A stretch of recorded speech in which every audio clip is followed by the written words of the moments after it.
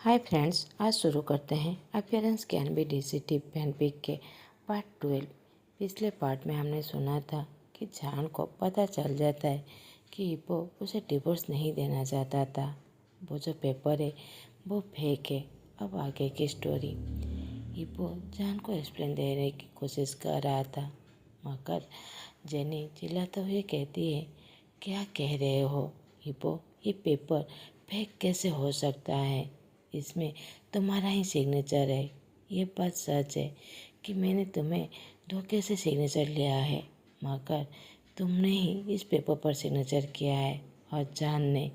तो फिर ये पेपर फेक कैसे हो सकता है? तुम दोनों का डिवोर्स हो चुका है। हिप्पो भी गुस्से से कहता है, नहीं, मैं जान को कभी भी डिवोर्स नहीं दूंगा। वो अभी भी लीगली मेरा वाइफ है। हिप्पो की बात सुनकर जेनी बहुत ज़्यादा गुस्सा हो जाता है और कहती है, वो तुम्हारा वाइफ है, ठीक है। ये कहकर वो जान को शूट करने ही वाला था कि क्वान उसे पीछे से पुश कर देता है, जिसके वजह से जेनी आगे नीचे गिर जाती है। जब जेनी और हिप्पो बात करने में बहुत ज़्यादा मुश्किल हो गए थे तो क्वान छिपके से जान के पास आ गया था और जैसे ही देखता है कि जेनी उसे शूट करने वाला है तो वो उसे पुश कर देता है। जेनी जो नीचे गिरा हुआ था वो सडनली खड़े होकर वो जान को फिर से शूट करने ही वाला था कि इबो बीच में आ जाता है, जिसके वजह से इबो के हाथ से गोली टच होते हुए बाहर चला गया था। दूसरी तरफ पुलिस जेनी को पकड़ लेते हैं। इबो के हाथ से बहुत ज़्यादा खून निकल रहा था। ये सब कुछ देखकर जान तो बहुत ज़्यादा डर गया था। जो पहले से ही उसके बेली में पेन हो रहा था, अब वो बहुत ज़ोर से होने लगता है। अब उससे वाटर लीकेज भी होने शुरू हो गया था। इब्बो तो बहुत ज़्यादा घबरा जाता है और सभी भी बहुत ज़्यादा घबरा जाते हैं, क्योंकि बेबी बर्थ होने में टाइम था, 1 महीना टाइम था। फिर इतनी जल्दी कैसे हो सकता है? अब बस सभी जान को लेकर हॉस्पिटल चले जाते हैं। अब हॉस्पिटल में इबो के पेरेंट्स और जान के पेरेंट्स आ गए थे। अब बस सभी लेबर रूम के बाहर इंतजार कर रहे थे। इबो जो दूसरे कमरे में था वो अपने हाथों का ट्रीटमेंट कर रहा था।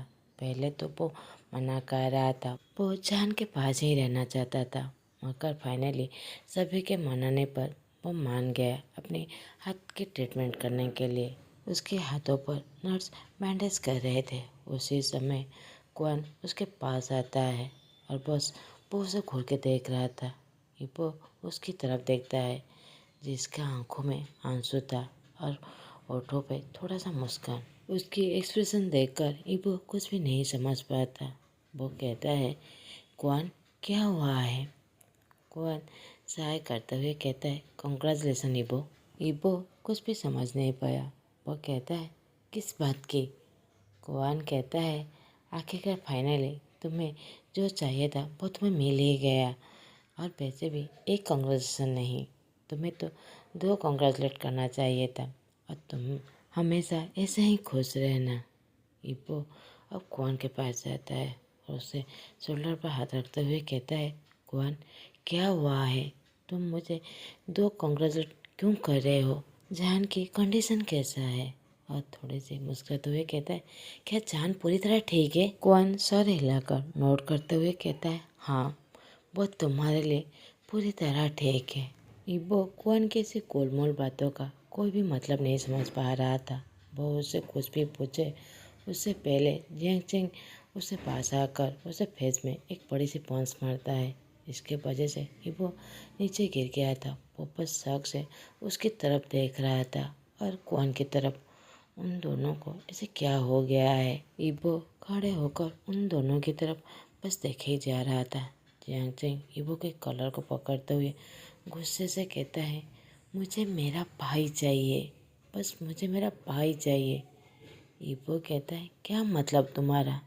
जान को क्या हो गया है? और इरिटेट होते हुए कहता है, यू डैम इट, जान अब कहाँ पर है? तुम दोनों कुछ बता क्यों नहीं रहे हो? पीछे से एक नर्स आकर कहती है, सर, वो अभी ऑपरेशन के लिए रेडी हो रहे हैं। इबो सडनली उसकी तरफ देखता है, कहता है, ऑपरेशन? मगर क्यों? नर्स कहती है, सर, पेशेंट की कंडीशन बहुत ज़्यादा क्रिटिकल है। हम माँ और बच्चे से एक को ही बचा सकते हैं। ईपो ये सुनकर पूरी तरह सदमे में चला जाता है। अब वो क्वान और जियांग चेंग की तरफ देखता है। जियांग चेंग जो हमेशा बहुत ज़्यादा स्ट्रांग दिखा रहा था, वो अपने भाई के लिए अब रोने लगा था। वो रोते हुए वहाँ से चला जाता है। क्वान भी वहाँ से चला जाता है। ईपो का हार्ट बीट तो बहुत ज़्यादा तेज हो गया था। वो नर्स की तरफ देखता है जिसके हाथ में पेपर और पेन था, जो उसकी तरफ दे रहा था जैसे सिग्नेचर के लिए। ईपो उस पेपर पेन को दूर करते हुए कहता है, नहीं, मुझे वो दोनों चाहिए। मुझे जान और बचा दोनों चाहिए। ये कहकर वो उस रूम से जान के पास दौड़ के जाने लगता है। जान जो अभी भी हाफ अनकॉन्शियस में था, वो उसके पास जाकर उसके हाथ को पकड़ लेता है। ईपो को ऐसे दौड़ते हुए देखकर सभी ईपो के पीछे जान के पास आ जाते हैं। डॉक्टर ईपो के पास आता है और कहता है, मिस्टर वांगीबो, पेशेंट ने ऑलरेडी कह दिया है कि बच्चों को बचाने के लिए। ईपो ये बात सुनकर जान की तरफ देखने लगता है। उसके दिल में जब बहुत ज़्यादा दर्द हो रहा था, वो जान की तरफ देखते हुए कहता है, नहीं, मुझे तुम दोनों चाहिए। ये कहकर वो जान के हाथ पकड़कर बड़ी ज़ोर से रोने लगता है। डॉक्टर कहता है, सॉरी सर, हम दोनों को बचाने की कोशिश करेंगे, मगर पेशेंट की हालत बहुत ज़्यादा क्रिटिकल है, इसीलिए हमें डिसीज़न लेना पड़ रहा है। मिस्टर वांगीबो, प्लीज़ इस पेपर पर जल्दी से साइन कर दीजिए। हमें जल्दी से ऑपरेशन शुरू करना पड़ेगा, नहीं तो हम दोनों में से किसी को भी नहीं बचा पाएंगे। ईपो उस पेपर को दूर करते हुए कहता है, नहीं, मैं उस पेपर पर बिल्कुल भी सिग्नेचर नहीं करूँगा। मुझे दोनों चाहिए, प्लीज़ मुझे दोनों चाहिए। ये कहकर वो जान को टाइटली गले लगाते हुए वो रोने लगता है। जान ईपो की बैक पर धीरे धीरे मारने लगता है। ईपो जान की तरफ देखता है, जो वो धीरे धीरे अपनी आंखों को खोलने की कोशिश कर रहा था, और वो बहुत स्लोली वॉइस में कहता है, मास्टर, मैं तुम्हारी वो पहली वाली रूप देखना चाहता हूँ जिसके आंखों में सच्चाई था। वो उसकी बातों पर कुछ भी समझ नहीं पाता। वो जान की तरफ देखते हुए कहता है, जान, तुम क्या कह रहे हो? जान थोड़ा सा मुस्कुराते हुए कहता है, पहले वाले आंखों में मेरे लिए नफरत ही सही, मगर सच्चाई था। उस आंखों में कोई भी बनावट नहीं था। इबो रोते हुए कहता है, जान, मैं कोई बनावट नहीं कह रहा हूँ, मैं कोई झूठ नहीं कह रहा हूँ। मुझे तुम दोनों चाहिए। मैं तुमसे बहुत ज़्यादा प्यार करता हूँ। ये बात सुनकर जान फेस में एक स्माइल आ जाता है। उसके दिल में जब बहुत ज़्यादा दर्द हो रहा था, दिल में अचिंग जैसे लग रहा था, फिर भी वो मुस्कुराते हुए कहता है, मास्टर, मुझे सब कुछ पता है। उस दिन जब अंकल आंटी और आप बात कर रहे थे, मैंने सब कुछ सुन लिया था। इबो अपने पेरेंट्स की तरफ देखता है और वो जान की तरफ, और कहता है, कौन सा दिन? तुम कौन से दिन की बात कर रहे हो? जान मुस्कुराते हुए कहता है, उसी दिन जिस दिन मेरी प्रेगनेंसी की न्यूज़ मिला था। आप लोग हॉल में मेरे बारे में बातें कर रहे थे। ये सुनकर इबो के पेरेंट्स इबो पूरी तरह शॉक हो जाते हैं और वो एक दूसरे की तरफ देखने लगते हैं। इबो जहान से थोड़ा सा दूर हो जाता है। अब हमें फ्लैशबैक दिखाया जाता है जब जहान को पता चला था कि वो प्रेग्नेंट है, और जिसके वजह से इबो चीनी से शादी नहीं करेगा और उसे अपनाएगा। ये सुनकर ही वो बहुत ज़्यादा खुश हो गया था। दिल में तो वो नाचने ही लगा था। फाइनली उसकी लाइफ उसे मिल गया है, उसका हस्बैंड उससे पास आ गया है। वो स्लोली बेड से उठता है और वो अपने रूम से बाहर निकलकर इबो के रूम की तरफ जाने लगता है। उसे इबो से कंफर्म होना था कि सच्ची में कि वो चीनी से शादी नहीं करेगा, वो उसे अपनाएगा। वो ये जानने के लिए वो इबो के रूम तो जाने ही वाला था कि उसे हॉल से कुछ आवाज़ सुनाई देता है, जो इबो के पेरेंट्स और इबो बातें कर रहे थे। वो बातें नहीं, वो एक दूसरे से झगड़ा कर रहे थे। इबो जो इस बात पर झगड़ा कर रहा था कि वो जेनी से शादी नहीं करेगा, वो बस जान कर अपनाएगा, और इबो के पेरेंट्स जो इब्बो से इस बात पर नाराज़ हो रहे थे कि वो जान को कैसे अपना सकता है। जेनी के पेरेंट्स बहुत बड़ा बिजनेसमैन थे। वो ये शादी एक बिजनेस डील थी। वो बस इब्बो को फोर्स कर रहे थे जेनी से शादी करने के लिए। दूसरी तरफ जान इब्बो की ऐसे चेंजिंग बिहेवियर देखकर वो बहुत ज़्यादा खुश था। फाइनली इब्बो उसके लिए स्टैंड कर रहा है, उसके लिए सबसे लड़ाई कर रहा है। ये बात सोचकर ही वो बहुत ज़्यादा खुश था, मगर कुछ ही सेकंड में उसकी ये बहम भी दूर हो जाता है जब इब्बो अपने पेरेंट्स के सामने सारी सच्चाई कहता है। इब्बो अपने मामा के गले लगते हुए कहता है, मामा मैं कभी भी पापा नहीं बन सकता। अगर मैं ये बच्चा खो दिया तो मैं कभी भी पेरेंट्स नहीं बन सकता। हमारा कोई भी बारिश नहीं होगा। ये बात सुनकर उसके पापा मामा तो पूरी तरह शॉक हो जाते हैं। उसके पापा खड़े होकर कहते हैं, क्या मतलब तुम्हारा? इब्बो कहता है, पापा उस दिन जो एक्सीडेंट हुआ था उसने डॉक्टर ने क्लियरली कह दिया था कि मैं कभी भी पापा बन ही नहीं सकता। मगर ये बात मैं आप लोगों से, जेनी से हमेशा छुपा कर रखना चाहता था। मगर जैसे ही मुझे पता चला कि जान मेरे बच्चे का माँ बनने वाला है, बस मुझे एक उम्मीद मिला है। ये सुनकर वहाँ पूरी तरह साइलेंटली जा जाता है। जान भी ये बात सुनकर वो पूरी तरह टूट जाता है। उसके सामने उसकी दुनिया पूरी तरह टूट गया था। उसकी दिल टुकड़ों में बिखर गया था। वो एक सपना लेकर इब्बो से रिश्ता जोड़ना चाहता था, मगर इब्बो तो एक फायदे के वजह से उसे अपना रहा है। ये सोचकर ही उसके दिल में बहुत दर्द होने लगा था। फिर अपने दिल को समझाते हुए कहता है, कोई बात नहीं, बच्चा ही सही, आखिरकार इब्बो उसके पास रहेगा। मगर ये सपना ही वो भी टूट जाता है जब इब्बो के पापा कहते हैं, इब्बो जैसे ही बच्चा हो जाएगा तुम जहान को डिवोर्स दे दोगे और तुम जेनी से शादी कर लोगे। इब्बो भी कुछ भी नहीं कहता।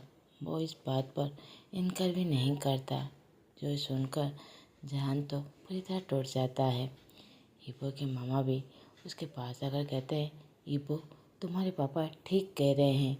जान तुम्हें कभी भी खुश नहीं देख सकता। जैसे ही वो बच्चा हो जाएगा तुम जान को डिवोर्स दे देना और बच्चे को लीगली हम रख लेंगे और तुम जिन्हीं से शादी कर लेना। इब्बो अपनी मुट्ठी टाइट कर लेता है, मगर वो अपने पेरेंट्स के सामने अभी कुछ भी नहीं कह सकता। उसे इतना तो एहसास हो गया था कि अब वो जान से प्यार करने लगा है, मगर वो अपने पेरेंट्स के सामने अभी कुछ भी नहीं कहना चाहता था। वो अपने पेरेंट्स के हाँ में हाँ भरते हुए कहता है, हाँ मामा मैं इन दिनों जान से प्यार करने का झूठा दिखावा करूँगा और जैसे ही बच्चा हो जाएगा मैं उसे अपने पास रख लूँगा और जान को डिवोर्स दे दूँगा और उसके बाद आपके कहने के मुताबिक मैं जेनी से भी शादी कर लूँगा। और वो अपने दिल में कहता है, जान मैं तुम्हें इस कुछ महीनों में तुम्हें एहसास दिला दूँगा कि मैं तुम्हें कितना प्यार करता हूँ। मैं तुम्हारे बगैर एक पल भी नहीं रह सकता और जैसे ही बच्चा हो जाएगा मैं तुम दोनों को अपना लूँगा। मगर दिल की बातें सामने वाले के पास नहीं पहुँच पाता, सामने वाले को बोलना पड़ता है। इब्बो ने कभी भी जान के सामने ये नहीं कहा कि वो उसे प्यार करता है।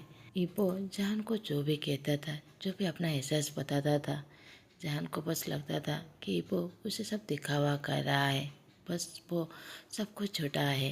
यहीं पर ही फ्लैशबैक ख़त्म होता है। जैसे ही इब्बो को पता चलता है कि जान उस दिन उन लोगों की हर बात सुन चुका है, वो पूरी तरह साइलेंट हो जाता है। उसकी आंखों से आंसू आ रहा था। वो जान के हाथ को पकड़ लेता है और वो सारी बात एक्सप्लेन करना चाहता था कि उसने जो भी सुना था वो पूरी तरह सच नहीं था। वो सब कुछ जो कर रहा था, उसे दिखा रहा था, वो उसके दिल से कर रहा था। वो उससे बहुत ज़्यादा प्यार करता है। वो कोई दिखावा नहीं कर रहा था। मगर उससे पहले जान उसकी बातों को रोकते हुए कहता है, तुम्हें बस बच्चा चाहिए था, वो मैं तुम्हें दे रहा हूँ।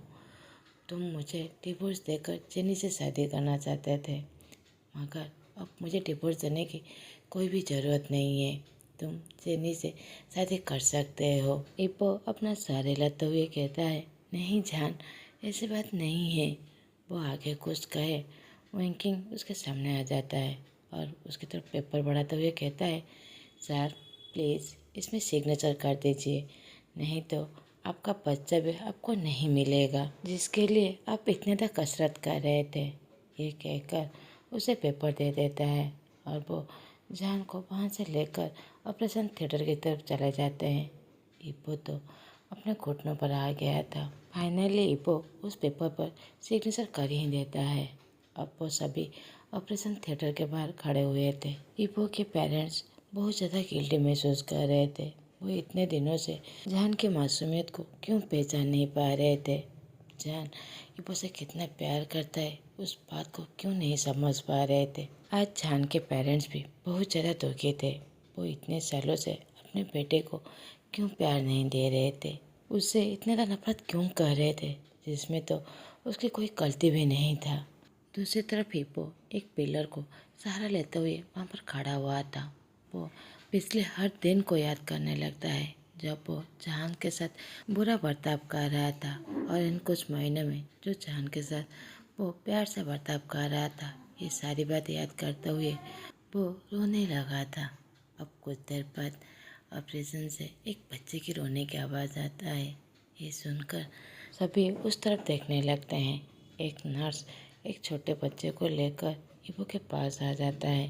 इप्पो बच्चे की तरफ देखने से पहले नर्स की तरफ देखते हुए कहता है, जान कैसा है। वो नर्स कुछ कहे उससे पहले ही वेंकिंग ऑपरेशन थिएटर से बाहर आते हुए कहता है, वो मर गया। ये सुनकर इप्पो अपने घुटनों पे बैठ जाता है। उसका दिमाग कुछ भी काम नहीं कर रहा था। वो पूरी तरह साइलेंट हो गया था। वहाँ का माहौल पूरी तरह साइलेंट हो गया था। आज का पार्ट मैं यहीं पर ही ख़त्म करता हूँ। आप लोगों को मेरा एक्सप्रेशन अच्छा लगे प्लीज़ लाइक, कमेंट और सब्सक्राइब कर दीजिएगा। Thanks for watching.